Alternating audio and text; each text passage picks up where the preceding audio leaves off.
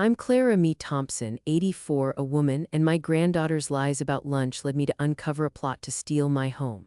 That's not a sentence I ever thought I would say. At my age, you believe the foundations of your life are set in stone, that the people you've loved and nurtured are as reliable as the sunrise.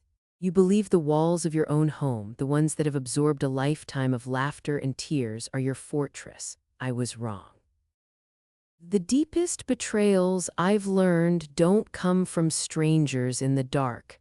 They come from familiar smiles in the broad light of day, from the very people you distrust with your last breath. And for me, that person was my granddaughter, Amelia. To understand the depth of this wound, you have to understand the history that lives within my house. It's not just wood and plaster, it's a living vessel of the Thompson family story. My late husband, Robert, was born in the master bedroom upstairs, the same room where he passed peacefully 45 years later. He and his father built the bookshelves in the study with their own hands, and if you look closely, you can still see a small carving on the bottom shelf. RT plus CT 1962. He carved it the year we were married, a secret promise hidden in plain sight. Every floorboard that creaks under my feet tells a story.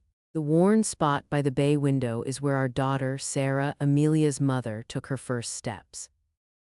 The faint, almost invisible scratch on the dining room table is from the time a 6-year-old Amelia tried to help me carve a Thanksgiving turkey with a fork. I was cross for a moment, but then her face, so full of innocent pride, melted my heart. I've never had the scratch repaired. It's part of our tapestry. My relationship with Amelia was, I thought, the great masterpiece of my later years. Sarah moved across the country for her career years ago, and while we spoke on the phone every week, it was Amelia who filled the quiet spaces in my life. She was the one who came for Sunday dinners, who helped me with my gardening, who would sit and listen for hours as I told the old stories. She had Robert's eyes, a deep and thoughtful blue, and my stubborn chin. When she was a child, she treated this house like her own personal kingdom. She'd decreate imaginary worlds in the attic and host tea parties for her dolls on the front porch. She loved the history, or so I believed. She would trace the names in the old family Bible and ask me to tell her again and again about the great-grandparents she'd never met. "This house is magic, Grandma," she used to say, her small hand in mine. "It holds everyone we've ever loved." Even as she grew into a young woman, that bond seemed unbreakable. She was smart, ambitious, and just starting her career in marketing. I was so proud. But looking back, I can see the subtle shifts, the tiny cracks in the foundation that I chose to ignore. About 2 years ago, she started dating Marcus Thorne. He was handsome, I suppose, in that slick, modern way, all perfect teeth and expensive suits. He worked in real estate development, a world of concrete and profit that felt alien to me. The first time she brought him over for dinner, he didn't look at the house with wonder, he looked at it with calculation. He commented on the square footage and the lot size, not the hand-carved mantelpiece or the century-old oak tree in the backyard. He saw assets, not memories. I tried to like him for Amelia's sake, but there was a coldness in his eyes that the charming smile couldn't quite hide. Amelia, however, was smitten. She started talking about their future, about making a name for themselves, about leveraging opportunities. It was a new language for her, a language I realized she was learning from him. Our conversations, once filled with stories and laughter, began to be peppered with talk of investments and market trends. I tried to steer her back to solid ground, reminding her that true wealth wasn't about money, but about legacy and love. She would smile, pat my hand, and say, "Oh, Grandma, you're so wonderfully old-fashioned." It was meant as a compliment, but it felt like a dismissal. The first lie, the one that started it all, was so small, so insignificant, I almost missed it. But it was like a loose thread on a beautiful sweater. Once you notice it, you can't help but pull. It began on a Tuesday. Tuesdays were our regular lunch dates. For the past 5 years, without fail, Amelia would take an extended lunch break and drive over to my house. We had a simple routine. I'd make my famous chicken salad sandwiches on sourdough, and she'd bring a lemon tart from her favorite bakery downtown. We'd sit at the small bistro table in my sunroom, surrounded by my ferns and begonias, and just talk. It was the anchor of my week. That morning, she called around 10. "Grandma, I'm so sorry," she said, her voice rushed. "Something's come up at work, a last-minute client meeting. I have to cancel lunch today." "Oh, that's a shame, dear," I said, my disappointment a small, familiar pang. "Is everything all right?" "Everything's great. It's a huge opportunity. Marcus is actually involved too. We're meeting the client together at the Gilded Spoon." The Gilded Spoon, it was a new, ridiculously expensive restaurant that had just opened downtown. It seemed an odd choice for a sudden business lunch, but I brushed it aside. "Well, you work hard, my love. We can have lunch next week." "Absolutely, Grandma. I'll make it up to you. Love you," she said and hung up before I could reply. I spent the afternoon feeling vaguely unsettled. It wasn't just the canceled lunch, it was the way she'd said Marcus's name. There was a flicker of something in her voice, not excitement, but something closer to rehearsal. Later that day, I was speaking to my old friend Margaret on the phone. Her daughter, a lawyer, works in the same office building as Amelia. I mentioned in passing how busy Amelia was, even having to take clients to fancy places like the Gilded Spoon. There was a pause on the line. "The Gilded Spoon?" Margaret asked. "That's funny. Jessica was just complaining about it. She said she tried to go for lunch today, but it was closed for a private event, some sort of city planner's banquet." My heart did a strange little flutter. A city planner's banquet, not a client meeting. It was a lie, a small, pointless lie. Why not just tell me the truth? Maybe she was attending the banquet with Marcus and thought it would sound boring. I tried to reason it away. I tried to convince myself it was nothing, but the seed of doubt had been planted. The following week, she canceled again. This time, she said she had to help a friend, Jessica, move a heavy piece of furniture. "You know how it is," she said with a light laugh. "The things we do for friends." An hour later, I saw Jessica, the real Jessica, Margaret's daughter, at the local grocery store. We chatted for a few minutes, and I asked her if the move went well. She gave me a blank look. "What move?" The blood drained from my face. "Amelia said she was helping you with some furniture," I said, trying to keep my voice steady. Jessica shook her head. "No, not me. I haven't seen Amelia all week. I think she mentioned she had a dentist appointment this afternoon." 2 lies in 2 weeks, both so easily disproven it was almost insulting. It felt like she wasn't even trying to be convincing. It was as if she believed I was too old, too out of touch to ever notice. The ache in my chest was no longer just disappointment, it was the cold sting of suspicion. What was she doing during those hours? Who was she meeting? The questions circled in my mind, casting a shadow over the sunny rooms of my house. The familiar creak of the floorboards now sounded like a warning. The portraits of my ancestors on the wall seemed to watch me with concerned eyes. The final straw came a month later. Amelia had been distant, her visits shorter, her phone calls more perfunctory. She called one Friday to say she and Marcus were going away for the weekend to a little bed and breakfast in the mountains to unplug and relax. She described the place in detail, the quaint rooms, the beautiful hiking trails. She sounded genuinely excited. I felt a wave of relief. Maybe this was what she needed, a break from the pressures of her life, a break from whatever was causing her to be so secretive. On Saturday afternoon, I decided to do some pruning on the rose bushes that lined my driveway. It was a beautiful, crisp autumn day. As I snipped away at the dead blooms, a sleek silver car I recognized as Marcus's drove past my house, heading away from the direction of the mountains and toward the city's commercial district. I squinted, my heart pounding. In the passenger seat, I saw a familiar silhouette, a head of blonde hair illuminated by the sun. It was Amelia. She was on her phone, looking intense, a folder open on her lap. They weren't in the mountains.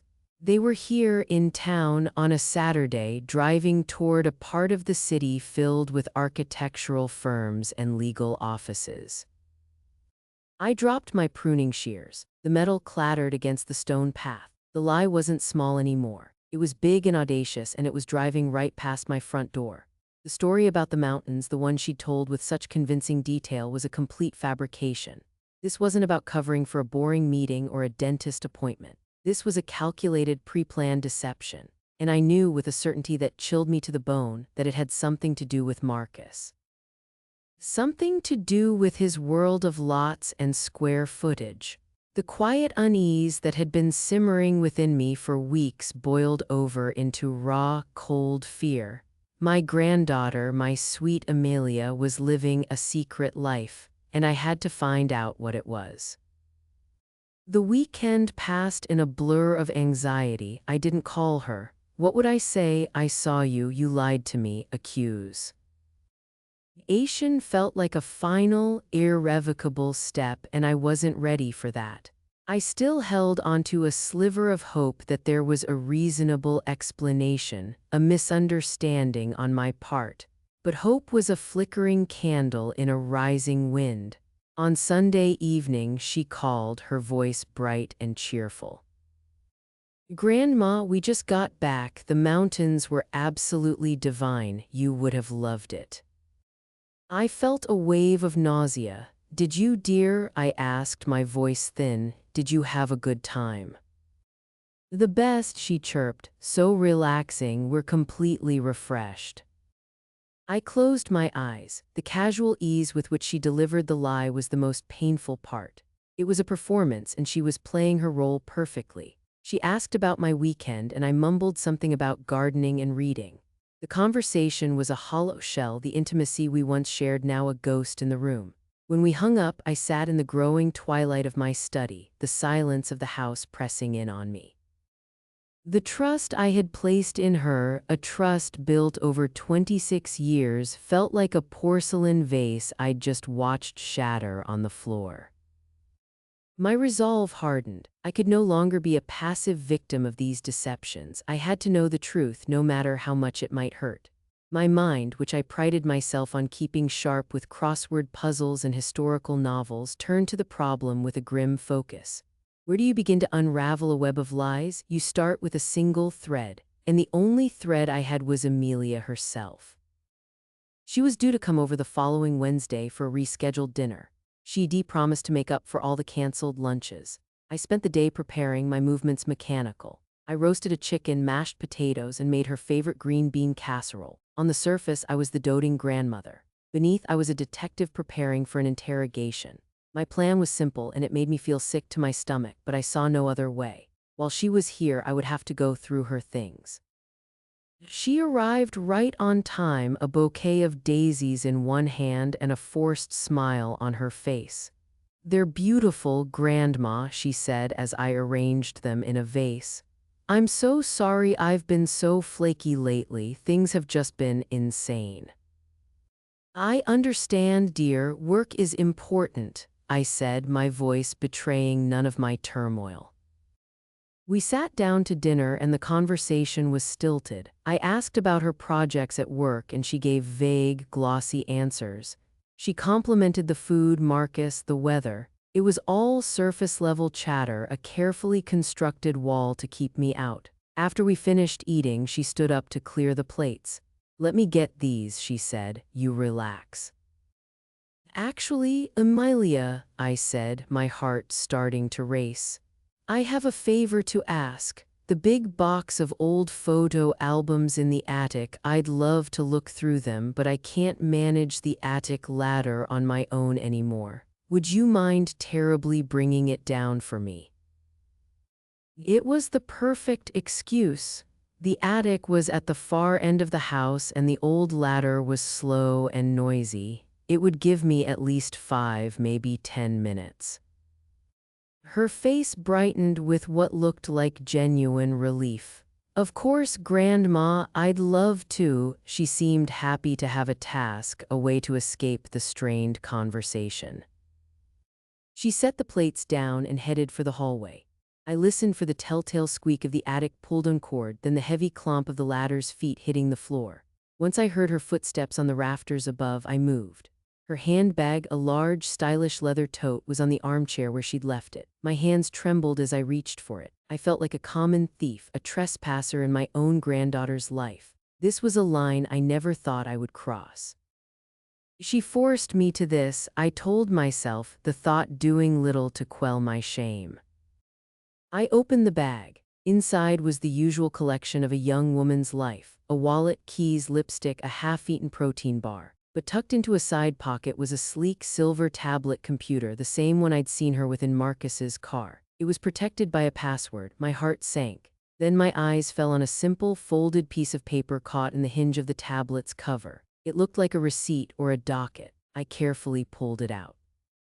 It wasn't a receipt. It was a work order confirmation from a company called Urban Domain Surveyors. My eyes scanned the text. Client M. Thornton A. Vance. Property address, 112 Oakwood Lane, Fairview. Job, full topographical survey and boundary assessment for commercial rezoning application. 112 Oakwood Lane. My address, my home. I read the words again and then a third time. They swam before my eyes: commercial rezoning application. The phrase was cold, bureaucratic, and utterly terrifying. It was the language of demolition crews and bulldozers, the language of Marcus. And there, right next to his initial, was hers: A. Vance, Amelia Vance, my granddaughter. I heard T. He attic ladder groan as she began her descent. I quickly folded the paper, shoved it back into the side pocket, and closed the bag, my movements clumsy and panicked. I stumbled back to my seat at the dining table just as she reappeared in the doorway, a dusty cardboard box in her arms. "Here we are," she said, panting slightly. She set the box on the floor. "Wow, I haven't been up there in years. It's a time capsule." She looked at me and her smile faltered. "Grandma, are you all right? You're as white as a sheet." I tried to form a word, but my throat was tight. The chicken I had eaten sat like a stone in my stomach. The woman standing before me, the girl who had built imaginary kingdoms in my attic, was a stranger. She was not just telling lies about lunch. She was plotting the destruction of our shared history, the erasure of our family's legacy. The document in her purse was the first thread, and as I looked at her concerned, deceitful face, I knew that pulling it would unravel everything. The week that followed was the longest of my life. I lived in a state of suspended horror, the words from the work order echoing in my mind: commercial rezoning application. The phrase haunted my waking hours and infiltrated my dreams. I'd wake up in the dead of night, my heart pounding, to the phantom sound of a wrecking ball swinging toward the house. Every familiar creak of the old structure felt like a cry for help. The house and I were intertwined. Its fate was my fate, and it was under siege from within.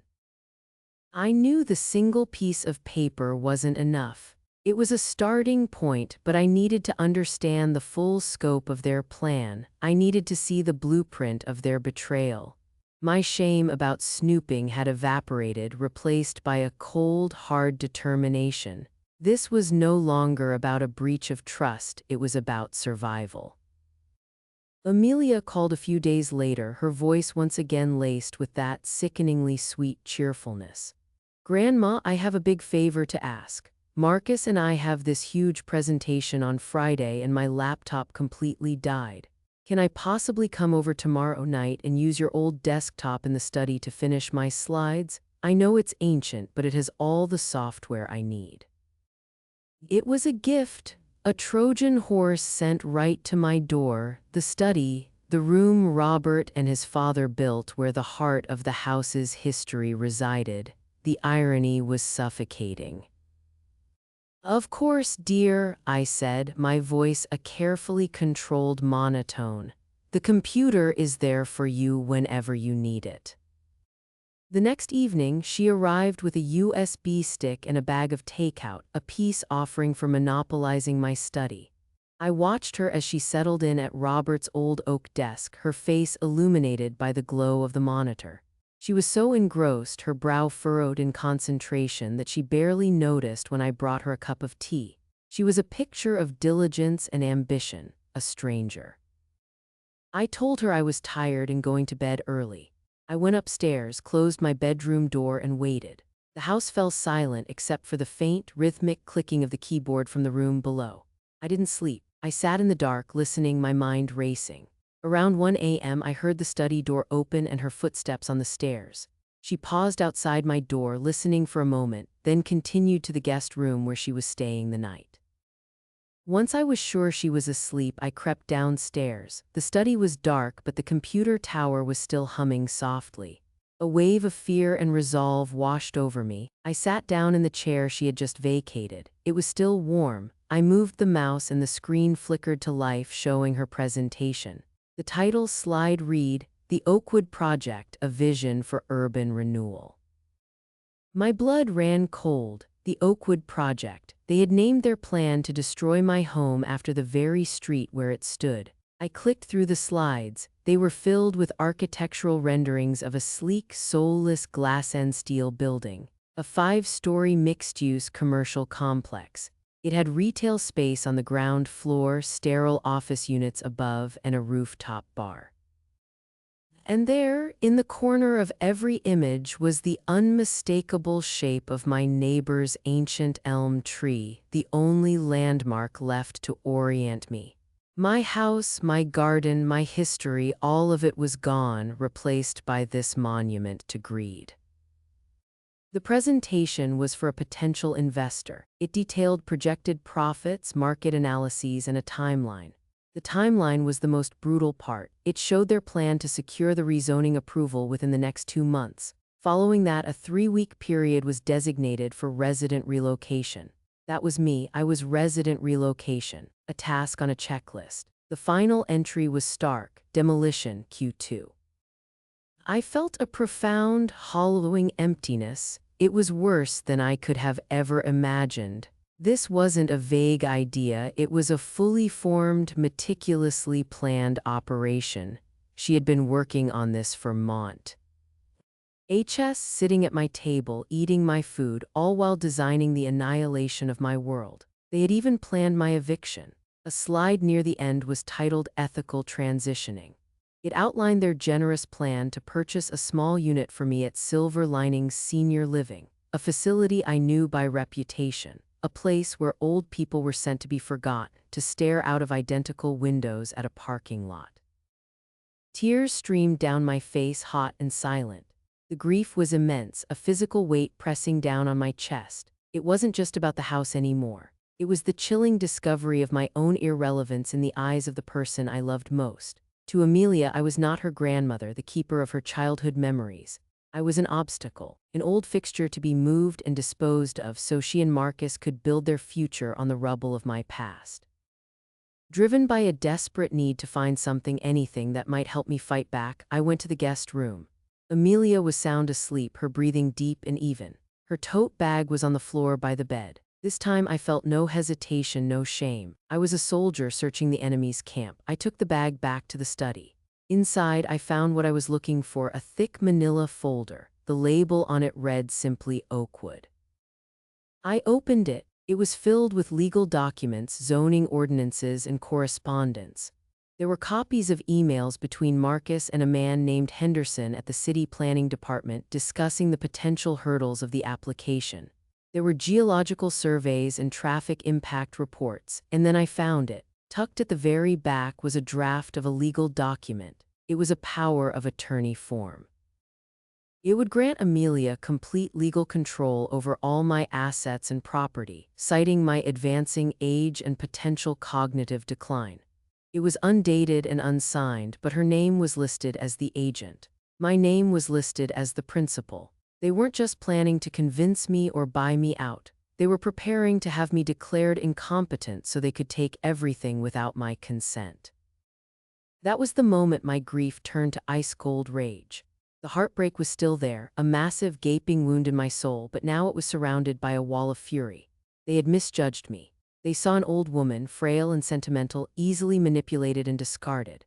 They didn't see the woman who had nursed a husband through his final illness, who had raised a daughter on her own, who had managed this house and its finances for decades. They didn't see Clara Me Thompson. And they were about to find out just who that was.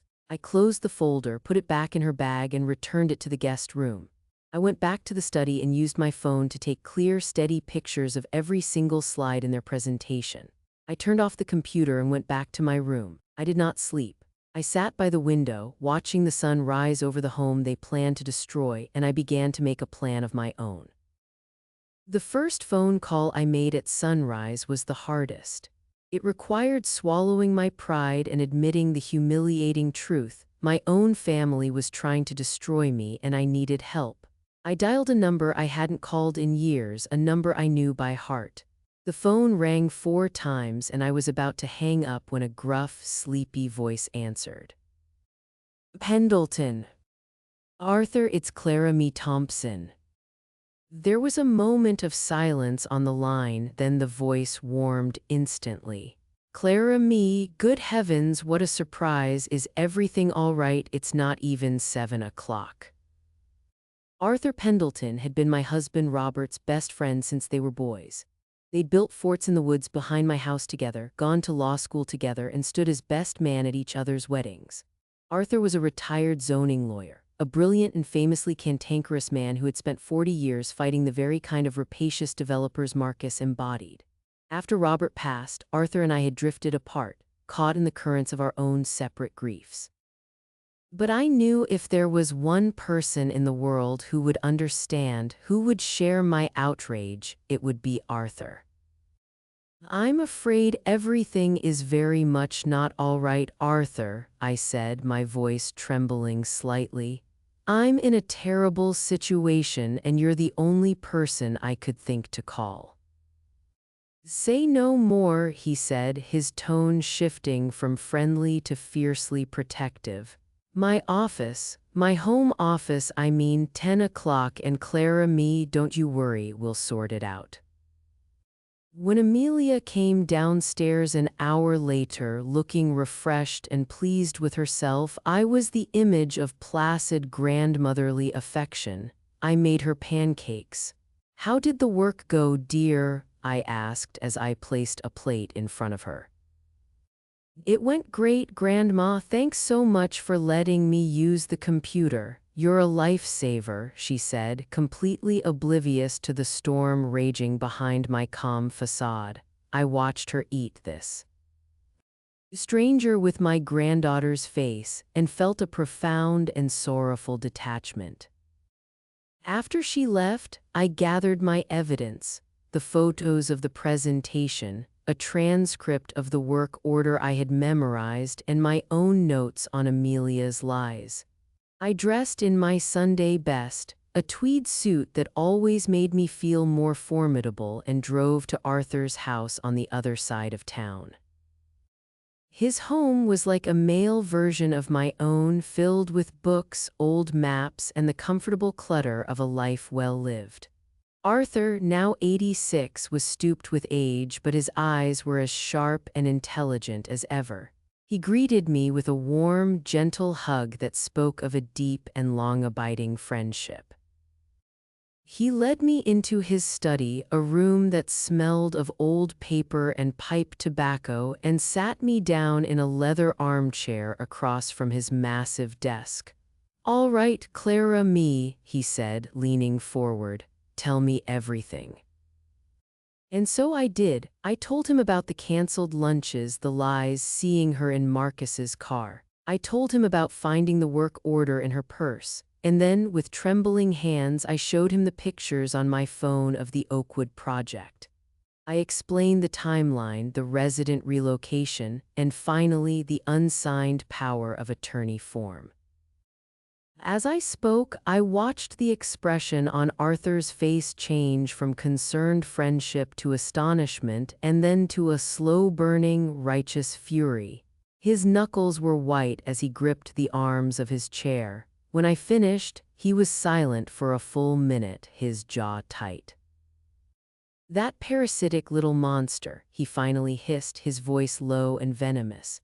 He wasn't talking about Amelia, he was talking about Marcus. This has his fingerprints all over it. Marcus Thorne, I know his father's firm, predatory bottom feeders, the lot of them. They find vulnerable properties, family-owned places with elderly residents, and they use every dirty trick in the book to acquire them. He looked at me, his eyes softening with empathy.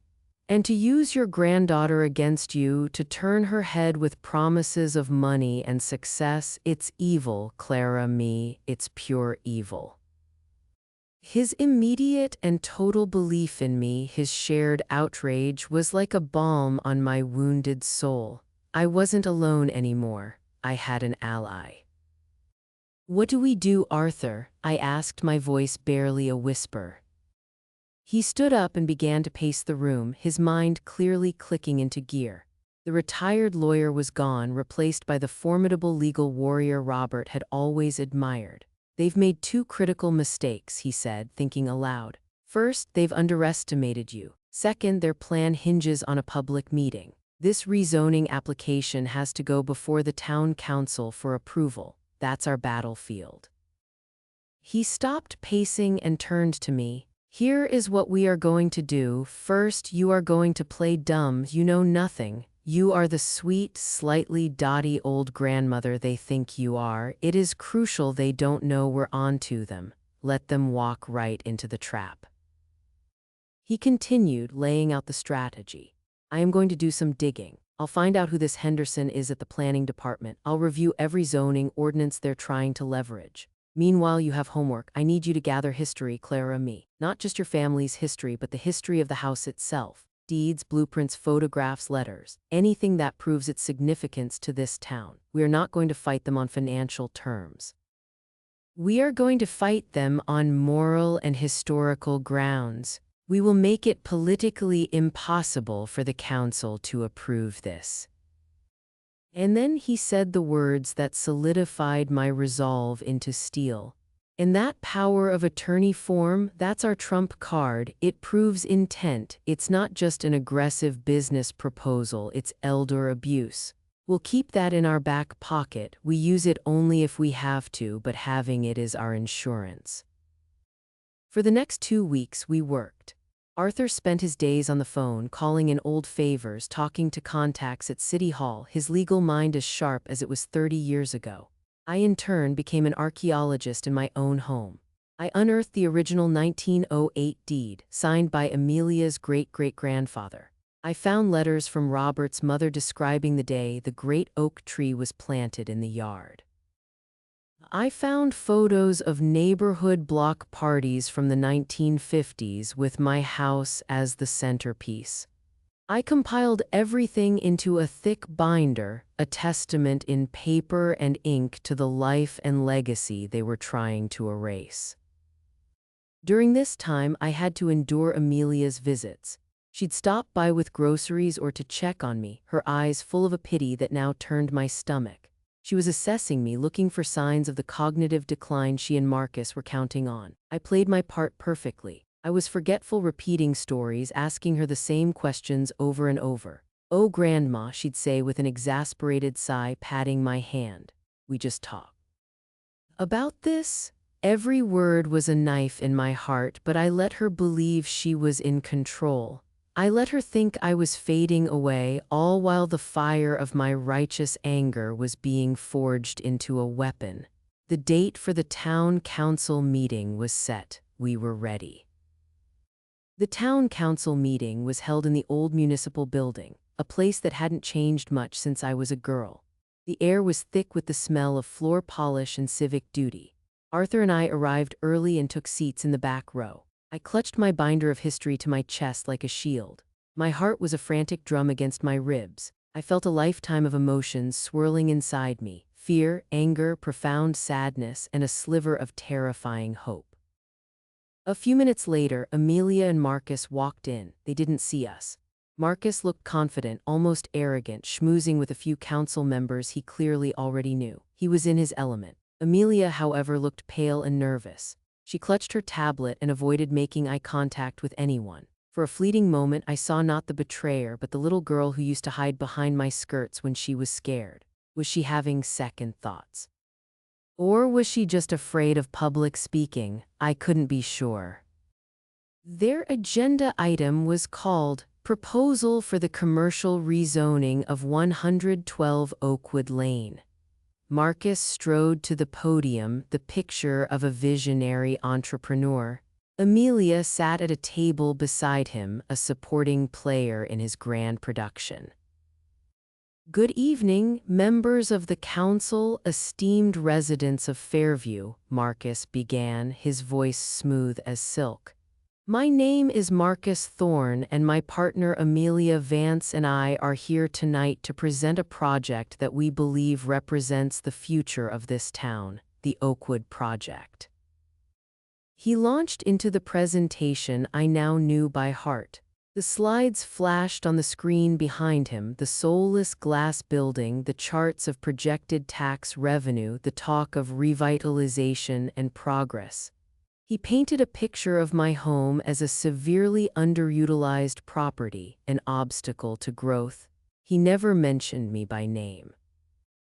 I was simply the current resident who, he assured the council, would be generously compensated and transitioned into a more suitable modern living environment, ensuring her comfort and security. The condescension was breathtaking. He spoke for 20 minutes, a master class in corporate doublespeak. When he finished, he gestured to Amelia. My partner, Amelia, whose family has deep roots in this town, would like to say a few words about the personal significance of this transition. Amelia stood up, her hands trembling. She looked out at the small crowd, and for the first time her eyes met mine. I saw a flicker of shock, of pure panic wash over her face. She had not expected me to be here. Her composure crumbled. She stammered, looking at her notes, then back at Marcus, who gave her a sharp, encouraging nod. This project, it's about progress. It's about looking forward, not backward. My great-grandparents built the house on that property. But they were forward-thinking people. I believe they would want what's best for the town's future. Her voice was weak, unconvincing. Her words, meant to provide a personal, heartfelt justification, rang hollow. She was lying, and everyone in the room could feel it. She sat down abruptly, her face flushed with shame. The council president, a stern woman named Mrs. Gable, looked over her glasses. Thank you for the presentation. Are there any comments or questions from the public? This was our cue. Arthur stood up slowly. Madam President, my name is Arthur Pendleton. I am a 60-year resident of this town, and I am here tonight representing the actual owner of 112 Oakwood Lane. A murmur went through the room. Marcus's charming smile tightened.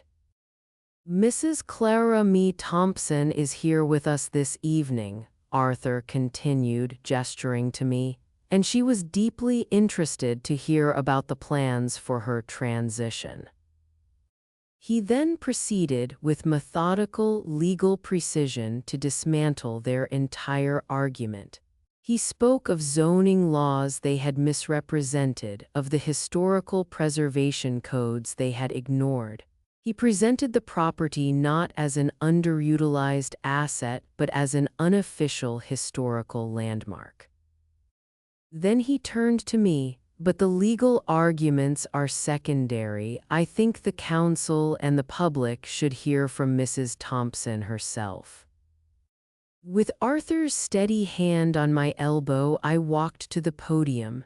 My legs felt like jelly, but my voice when I spoke was clear and strong. I didn't look at the council. I looked directly at Amelia. My name is Clara Me Thompson, I began. And I live at 112 Oakwood Lane. It seems there has been a great deal of talk about my house tonight. It's been called a property, an asset, an obstacle. But it has another name. It's called home. I opened my binder. This is the deed from 1908. It was signed by my husband's grandfather. Henry Thompson. Amelia, your great-great-grandfather. He built our home with his 2 hands. I held up a faded photograph. This is you, Amelia, on your 5th birthday, blowing out the candles on your cake in the dining room you now want to turn into a retail space. And this, my voice cracked, but I pushed on. This is a letter from your great-grandmother, describing the day your mother took her first steps on the very floor you planned to cover with concrete. I spoke for 10 minutes, not as a victim, but as a historian, a guardian. I told the stories behind the scratches on the table and the carvings on the bookshelf. I made the house come alive in that sterile room. I made them see the ghosts. Progress is important, I concluded, my eyes still locked on my granddaughter who was now weeping silently. But progress without memory is not growth, it's erasure. You cannot build a future by demolishing the past. This house is not an obstacle, it is our foundation, and it is not for sale. I closed my binder and looked at the council. And I have to say, I find it deeply concerning that a proposal of this magnitude was developed without my knowledge or consent. It makes me question the ethics of those involved. I didn't need to mention the power of attorney. The implication was clear. The room was utterly silent. Mrs. Gable stared at Marcus, her expression like granite. "Mr. Thorne," she said, her voice dripping with ice, "do you have any response to this?" Marcus was sputtering, his confident facade shattered. "This is a misunderstanding, a family matter. Mrs. Thompson is an elderly woman. Perhaps she's confused."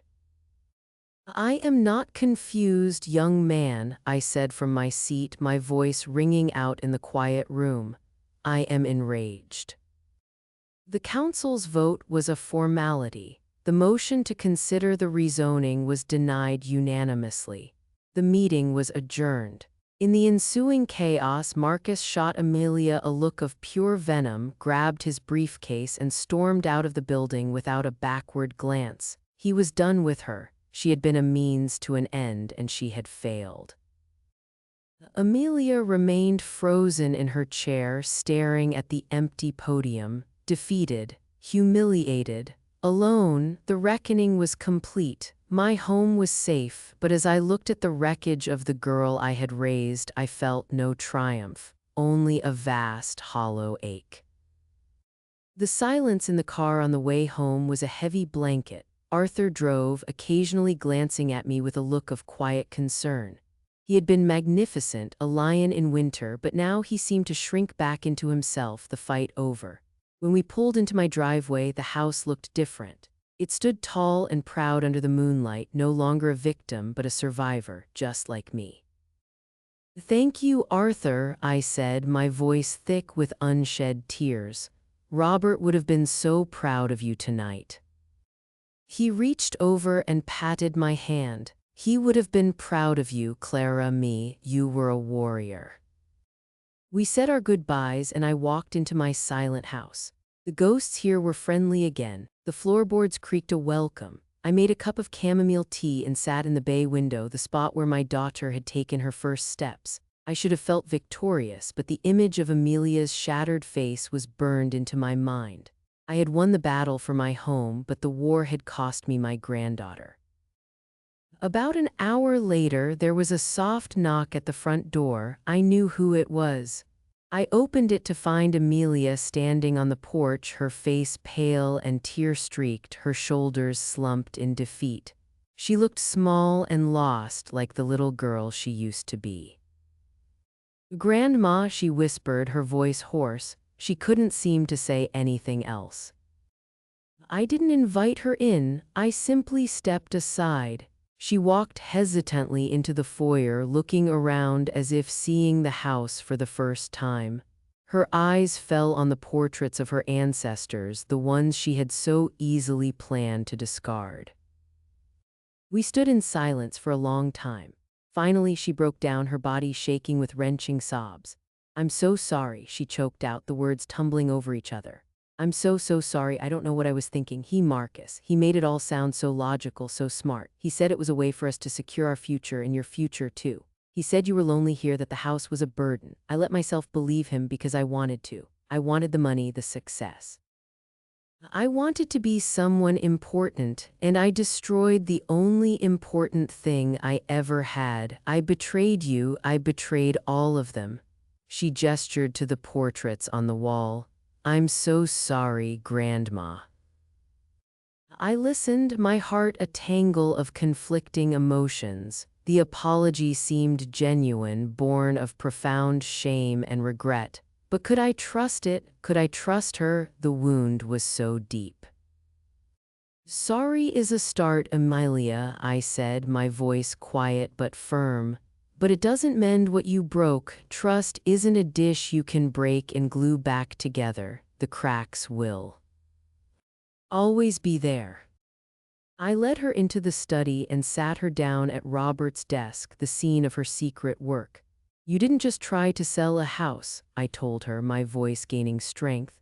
You tried to erase a life, my life, your life. You looked at a legacy and saw only dollar signs. You looked at me and saw an obstacle. Do you have any idea how that feels?